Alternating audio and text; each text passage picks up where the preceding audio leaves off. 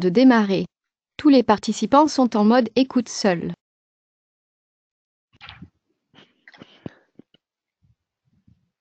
Bonjour à tous. Ah, attends, on vient de me dire que ça ne marche pas. Ah, pardon, excusez-moi. Bonjour à tous, bienvenue à ce webinar, donc organisé par Spigraph et co-animé par Kodak Alaris. Donc, dont la thématique, c'est capture d'informations au point d'entrée avec les nouveaux scanners Alaris série S2000. Alors, juste faire en fait un point son, son. Si vous pouvez me dire en fait par le chat en fait en bas à droite si vous m'entendez bien. Alors, Kevin, moi, je t'entends très bien. Alors, j'ai des premiers retours, très bien. Ok, parfait. Merci pour vos réponses. Alors, donc c'est parti. Alors, l'agenda. Donc, tout d'abord, je vais me présenter. Je m'appelle Kevin Clément. Je suis responsable marketing pour le compte de Spiraf. Et je vais en fait introduire ce webinaire au travers des dernières, des récentes réglementations et normes qui sont liées en fait à la transformation digitale des entreprises et dont on va nous en fait avoir en fait un angle sur la partie dématérialisation documentaire. Et donc va suivre donc Aline Saponara, donc qui est responsable de la division Document Imaging de Kodak Alaris, qui va faire une très courte présentation donc de Kodak Alaris et ben les nouveaux scanners Alaris série S2000 qui ont donc certaines spécificités relativement innovantes, notamment sur la capture en fait en point d'entrée, qui a beaucoup d'opportunités en termes de dématérialisation aujourd'hui, car dès l'instant où en fait les entreprises souhaitent dématérialiser, il y a une grande tendance en fait à ce que la capture du document se fasse sur le guichet, sur les bureaux, dans des points d'accueil. Alors très rapidement, donc Spigraph, on est donc distributeur de solutions de dématérialisation. On est sur la partie scanner et logiciel de capture, fournisseur numéro un, notamment en fait en France, et un des leaders aussi sur le marché européen et Nord-Afrique. Donc on est présent dans 16 pays, on a 6000 partenaires revendeurs, on est sur un schéma en fait en indirect. On a plus de 20 ans d'expérience.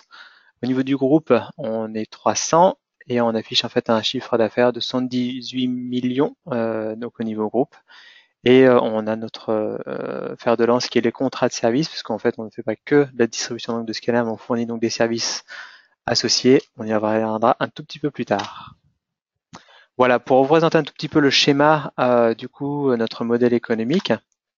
Voilà, donc on est distributeur de scanners, logiciel de capture et de services comme je vous ai expliqué. Donc les services, ça va de l'installation jusqu'à la maintenance des solutions.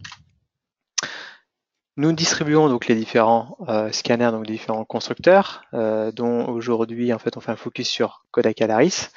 Des éditeurs de logiciels donc de capture, donc les logiciels de capture, c'est ce qui va être après en fait en post-numérisation et qui va nous permettre par exemple d'extraire les informations des documents, ce qu'on appelle plus communément un jargon un petit peu technique la LADRAD chez nous, et qui va permettre d'exploiter les informations des documents.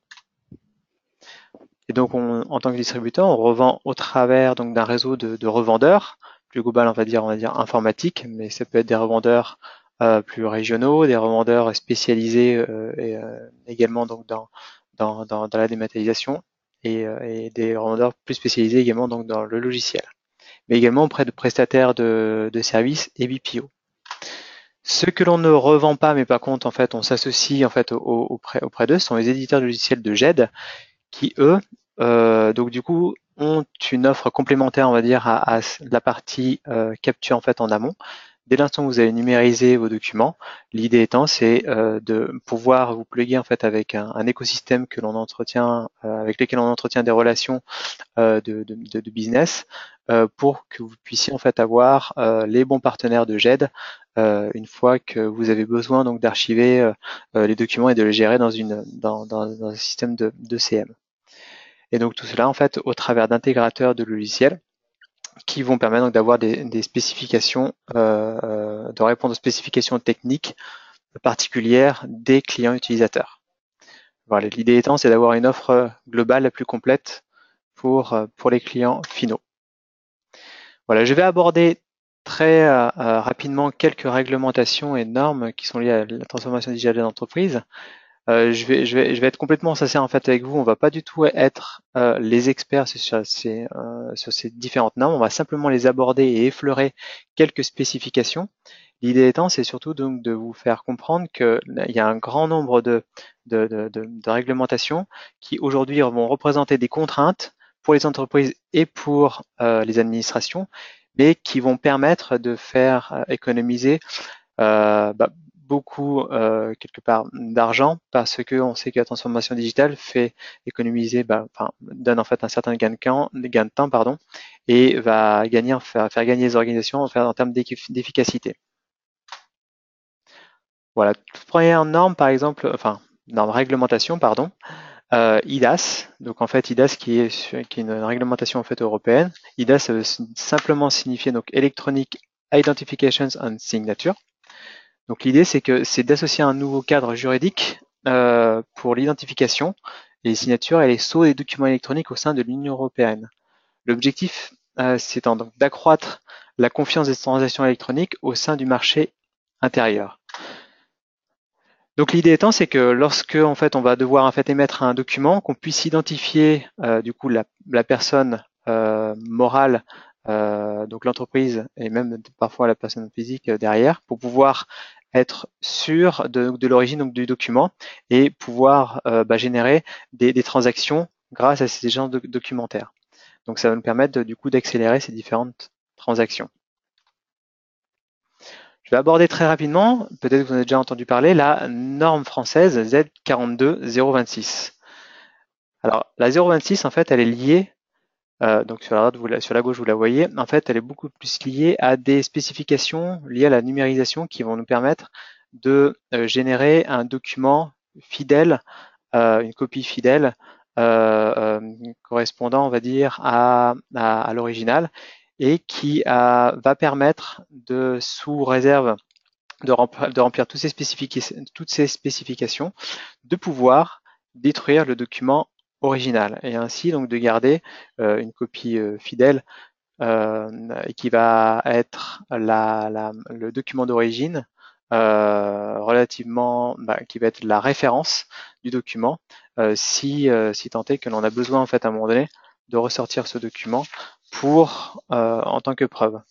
Toutes ces normes-là, en fait, le plus important à retenir, c'est que les dispositifs qui sont mis en place pour tendre vers ces normes, ce sont surtout des éléments constitutifs de preuve pour un juge.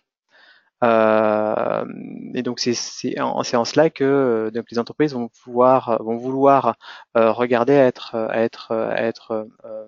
répondre à ces spécifications-là. Donc vous entendrez également la 013 qui est beaucoup plus liée en fait à l'archivage et du coup à la gestion de ces documents dans un ECM et dans une GED, et également donc la 020 qui est liée en fait au coffre-fort numérique.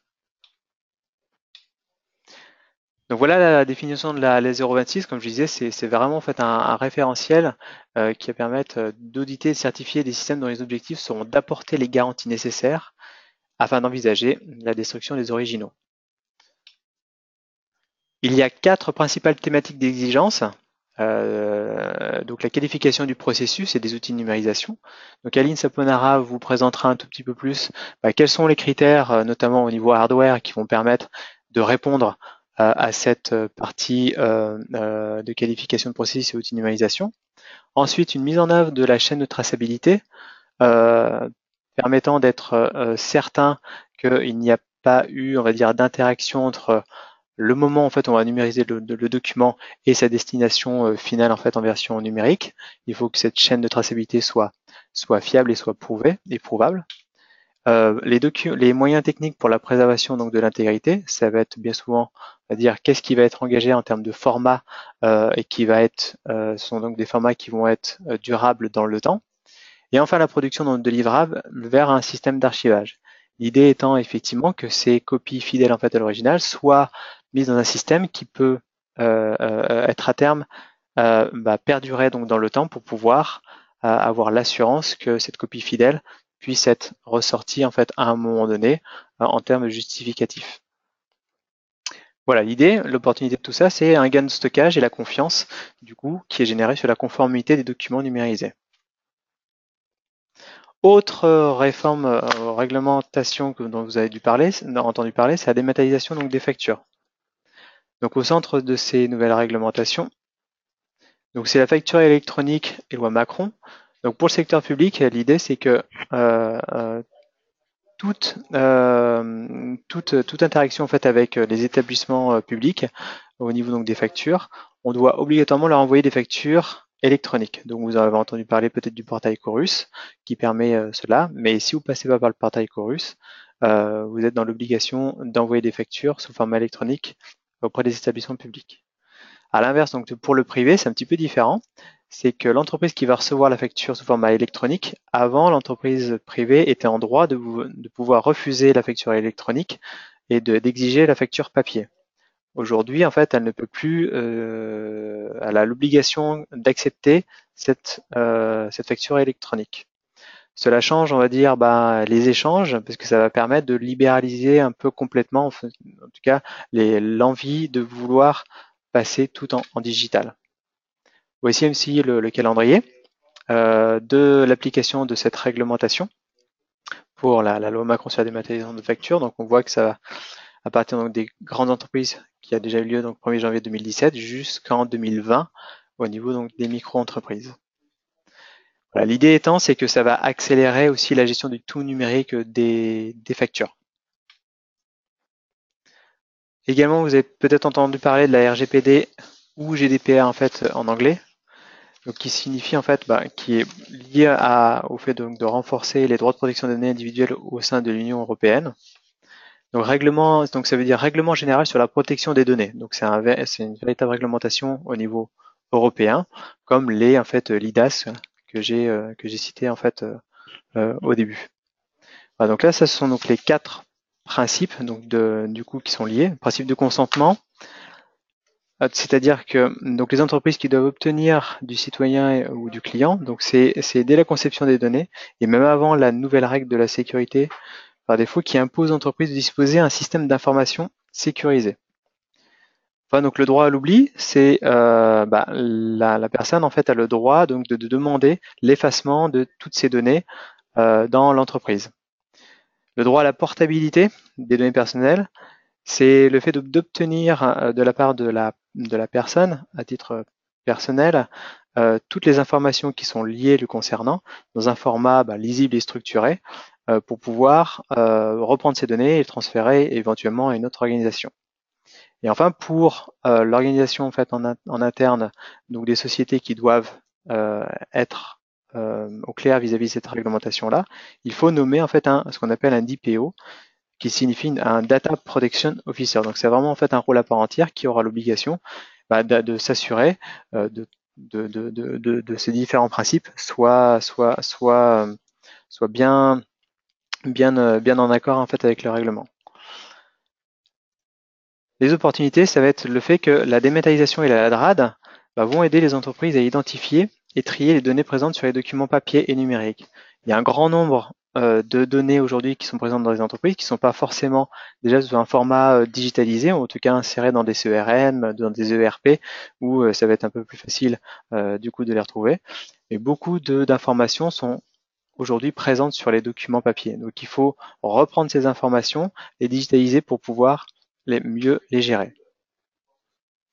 Alors je vais ponctuer en fait par une dernière slide parce que comme je l'ai dit en fait un petit peu en préambule, c'est que les différentes réglementations sont aujourd'hui des contraintes qui vont en fait imposer le changement. Naturellement, le changement n'est pas forcément inné chez tout le monde parce qu'en fait on est tous en fait à vouloir le changement pour en fait améliorer beaucoup de choses, mais en fait ça implique également donc des changements intrinsèquement parfois en fait individuels. Et qui est prêt à conduire le changement? C'est vrai que quand on doit monter en fait un projet de dématérialisation, un projet de transformation digitale dans l'entreprise, il est difficile de pouvoir mener ces changements dans les entreprises. Donc il faut savoir qu'on est des entreprises, donc Spigraph Kodak et puis d'autres partenaires qui peuvent intervenir dans le cadre de ces différentes réglementations que l'on connaît chez nous, et ben, peuvent vous aider en fait à conduire ce changement. Donc pas seulement au niveau sur la partie technique proprement parlée vis-à-vis de ces réglementations et la mise en place de la dématérialisation dans votre entreprise, mais également dans le fait donc de conduire le changement auprès de vos collaborateurs. Voilà, j'en ai fini pour ma partie. Je suis désolé, j'étais un petit peu rapide. Il fallait que je fasse relativement rapide pour ma première partie. Et maintenant, je vais pouvoir laisser la main à Aline qui va vous en dire plus sur la dématérialisation et notamment avec les nouveaux scanners de Kodak. Alaris. Voilà, je te passe la main, Aline. Alors, merci Kevin. Est-ce que vous voyez mon écran? Oui, et là, c'est tout bon. Kevin, tu peux me répondre. Parfait. Donc, je représente la division Alaris, ex-division Document Imaging de Kodak Alaris, qui commercialise des solutions de capture de documents et de données.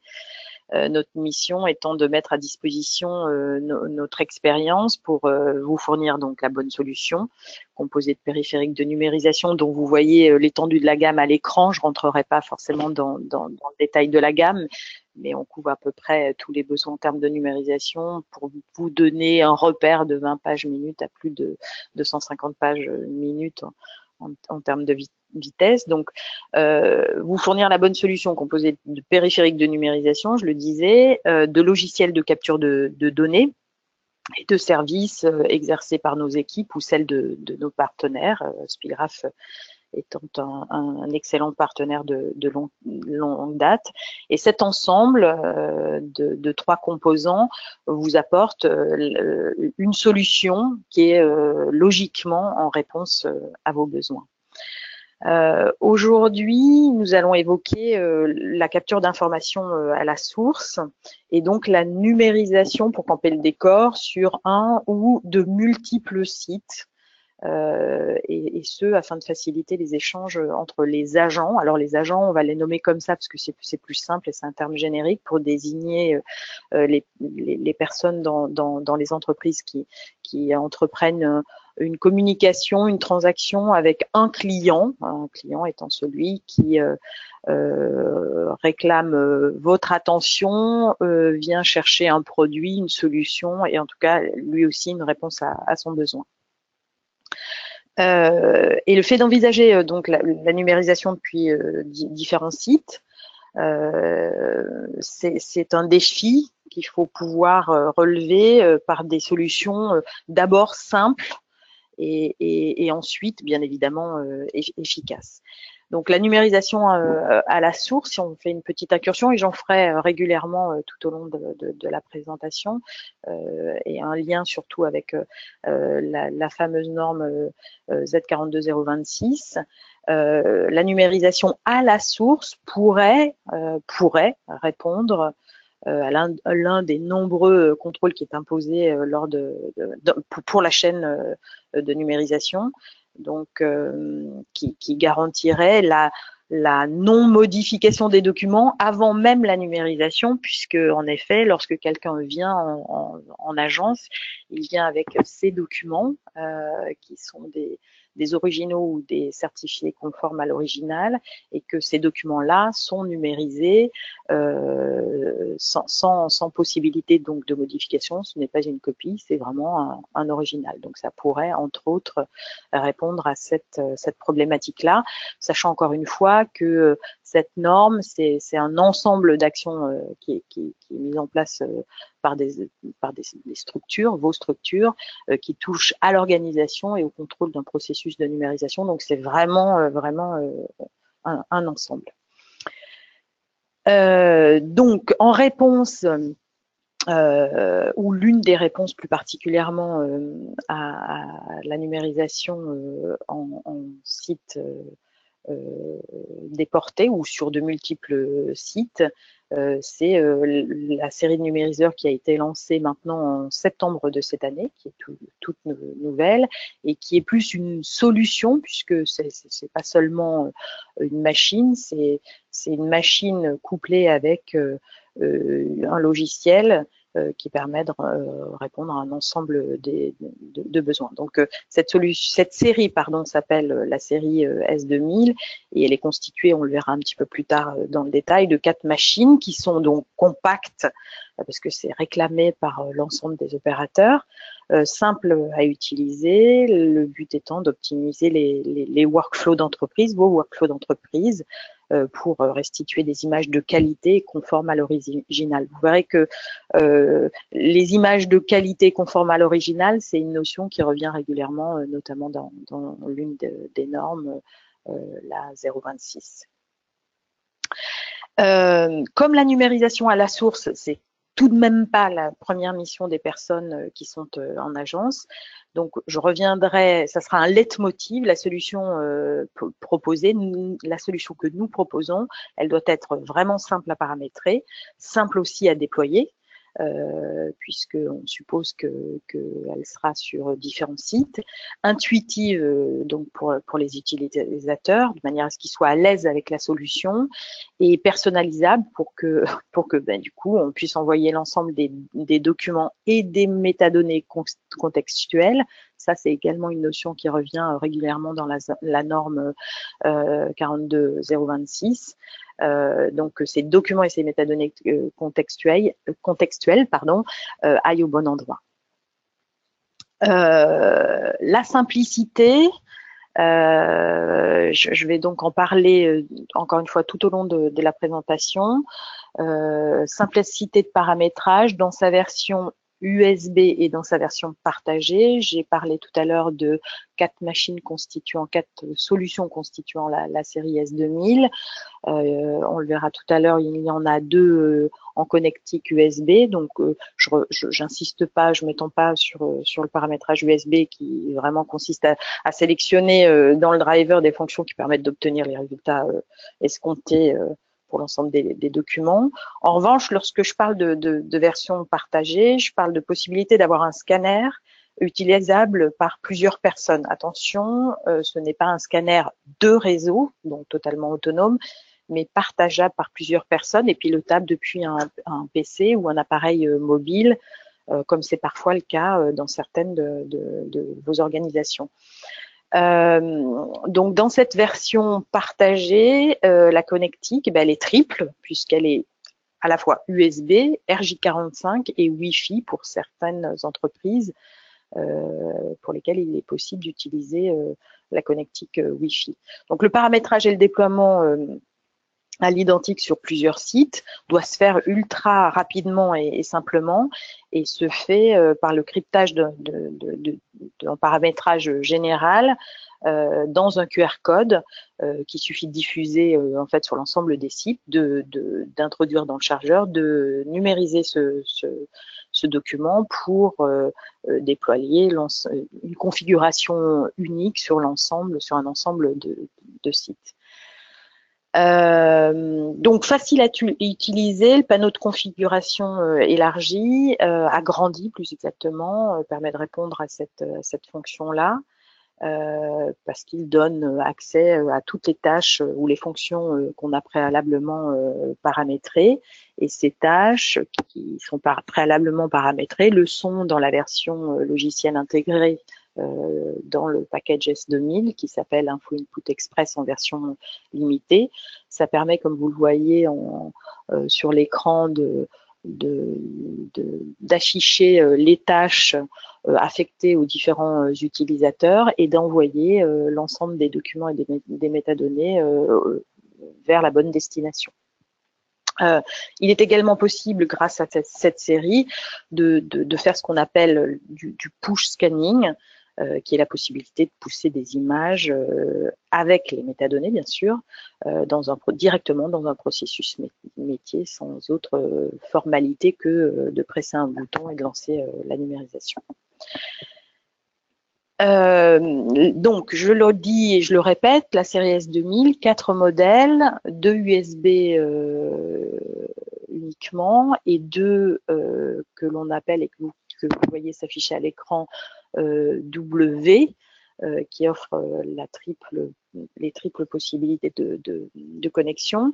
Donc, je ne vais pas rentrer dans le détail de chacune des spécifications. J'ai affiché des données simples comme les vitesses de numérisation, effectivement les connectiques, les connexions, les volumes recommandés au quotidien, les capacités de chargeur et la tolérance papier, puisque ce sont des critères qui reviennent régulièrement et des questions qu'on nous pose régulièrement. En revanche, j'insisterai sur le fait que cette série intègre des options, et notamment une option innovante qui est l'option flatbed dédiée au passeport, qui, comme vous le voyez sur l'une des photos, vient se clipper sous le scanner, donc qui n'augmente pas l'empreinte du scanner, et on sait que c'est quelque chose qui est important notamment en agence, le fait qu'un appareil ne prenne le moins possible d'espace sur le bureau, donc empreinte très très limitée, et c'est une possibilité de numériser le passeport très simple puisqu'on vient poser le document sur le flatbed, et dès lors que le passeport est sur la vitre à plat, la numérisation démarre. Donc, le traitement manuel à la source et l'envoi des données accompagné de ces métadonnées en centrale demande du temps quand il est manuel, forcément, puisqu'il nécessite de la manipulation papier sur le site, l'envoi éventuellement de documents sous format numérique lorsqu'il est numérisé, s'il est numérisé, ou l'envoi physique de documents. Donc c'est du temps, c'est donc un traitement plus lent, et tout ça engendre des coûts et forcément une insatisfaction client auquel on a vocation à répondre avec cette petite solution. Donc, sans encore une fois rentrer dans les détails parce qu'on a peu de temps, mais on pourra y revenir en répondant à vos différentes questions. À toutes les étapes de la capture, sont associés des coûts qu'il est possible de diminuer grâce à la série S2000, packagée avec un Full Input Express en version limitée, que ce soit par le traitement avant numérisation, au moment de la numérisation, par l'adjonction, on va dire, d'intelligence telle que l'extraction d'un code barre directement dans le scanner, puisque c'est une fonction qui est intégrée avec la récupération de la donnée, comme dans des fonctions de post-numérisation qui sont liées à des catalogues. Je pourrais revenir là-dessus un petit peu plus tard ou après le webinaire si vous le souhaitez. Donc, on a vu comment rendre accessible et simple l'action de numériser à la source, comment brièvement diminuer les coûts à chaque étape de la numérisation pour délivrer le bon résultat. Mais c'est quoi finalement le bon résultat pour vous?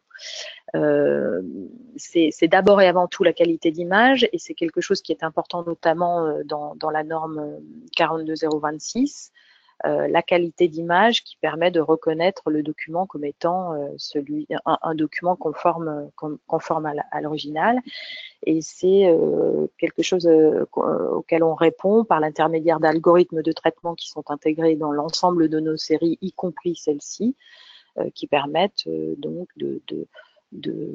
d'ajuster les paramétrages de manière à avoir un document parfait, soit pour envisager une extraction d'informations plus poussées et donc d'associer une intelligence par l'intermédiaire d'adjonction de solutions encore une fois plus poussées, soit simplement d'obtenir une qualité d'image qui soit reconnue officiellement comme étant un document original. Donc, Perfect Page, c'est la série d'algorithmes de traitement qui sont intégrés dans l'ensemble de nos machines, y compris la série S2000.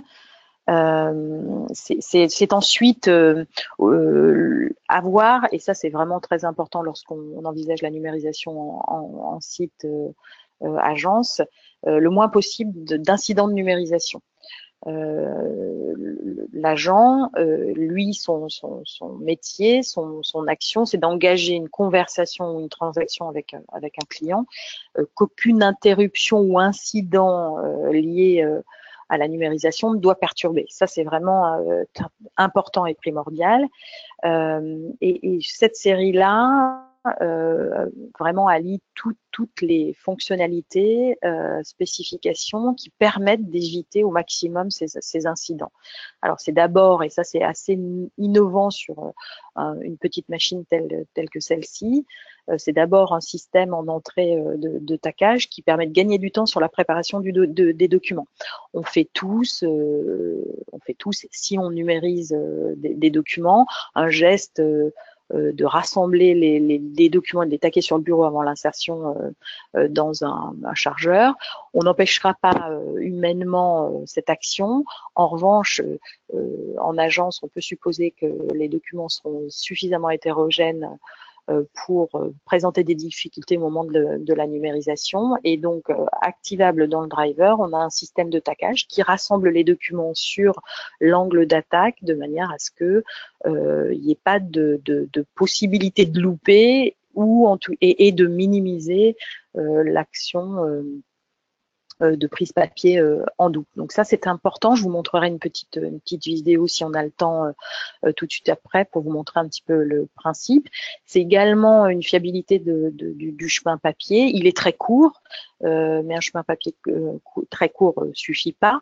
Je dirais qu'il faut absolument aucun obstacle sur ce chemin papier qui permettrait de faire ou d'occasionner des bourrages. Donc ça, c'est un point fort de cette série. Ces différentes options de gestion d'alimentation multiple, puisqu'il est équipé d'un détecteur de double par ultrason, qui, allié avec l'écran de contrôle qu'on a vu tout à l'heure, permet de gérer les incidents, non plus sur un écran, mais directement sur le scanner et d'engager l'action qu'il est nécessaire d'engager, s'assurer que l'image a bien été numérisée, redémarrer la numérisation ou l'arrêter. Quelque chose de très très nouveau également, c'est la sortie papier qui est contrôlée par la réduction de la vitesse en sortie, mais également par l'adjonction d'un accessoire qui est livré en standard avec la série, qui permet de maintenir les documents en sortie tels qu'ils sont entrés dans le scanner et donc du coup qui permet très facilement d'extraire les documents qu'on doit rendre à son client ou très simplement d'insérer l'ensemble des documents dans une chemise pour être archivé ou apporté à un autre agent dans vos organisations ou dans l'organisation de vos clients. Une fonctionnalité également très très innovante dont je parlais tout à l'heure, j'insiste un petit peu là-dessus puisque effectivement le passeport n'est pas numérisé via le chargeur, on évite du coup deux choses, des phénomènes de distorsion d'image qui feraient que si on engage une reconnaissance ou si on veut lire et avoir une qualité d'image impeccable, c'est pas la meilleure des solutions et on évite l'insertion éventuellement du passeport dans une petite pochette qui permet d'être numérisé via le chargeur. Très simple, un chargeur vide, on pose le passeport sur la vitre d'exposition. Dès lors que le passeport est sur la vitre d'exposition, la numérisation s'enclenche et on est toujours en discussion avec son client sans avoir à se soucier de est-ce que j'ai la bonne image,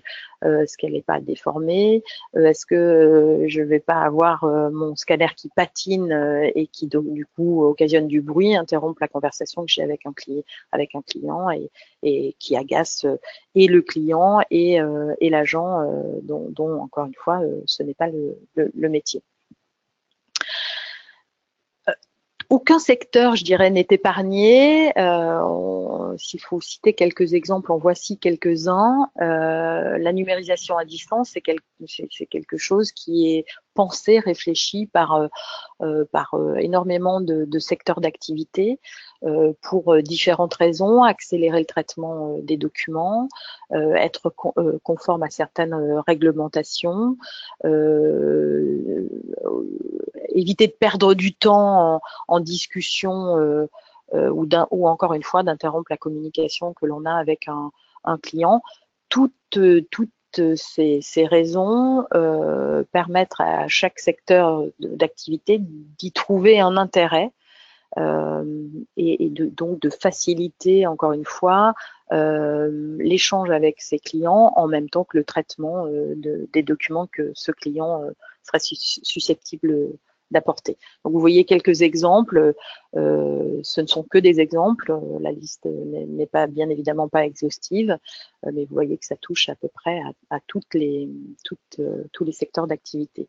Si on a un petit peu de temps, je pourrais projeter une vidéo. Là, Kevin, je m'en remets à toi, simplement pour vous montrer en quelques secondes l'encombrement de ce type de machine, le système de taquage et l'aisance d'utilisation qu'on peut avoir notamment en agence. Oui, bah, la vidéo elle dure 45 secondes, donc je pense qu'on peut se le permettre. Puis c'est bien de voir le scanner en action. Voilà, donc je lance la vidéo et Kevin, sous ton contrôle, tu me dis si vous la voyez parfaitement, c'est parfait. Donc voilà, là c'est la série W que vous avez vue avec un écran de contrôle un petit peu agrandi. Donc en agent, je ne reviens pas là-dessus, vous pouvez être confronté à ça, de documents à numériser. Le système de taquage, vous l'avez vu très rapidement, ça prend quelques secondes, permet de bien insérer les documents et encore de minimiser l'effort de l'agent à la transformation du document papier en format numérique. J'en ai terminé avec la présentation. Si vous avez des questions et si nous n'avons pas dépassé le timing, je me tiens à votre disposition, ainsi que Kevin pour y répondre. Voilà, donc nous allons passer en fait à la dernière session sur les questions. Donc on arrive au terme de ce webinaire. Donc n'hésitez pas à nous poser des questions sur la petite fenêtre de chat en fait en bas à droite, et nous allons tenter d'y répondre. Donc on laisse un petit peu du temps s'écouler, le temps que vous rédigiez les questions.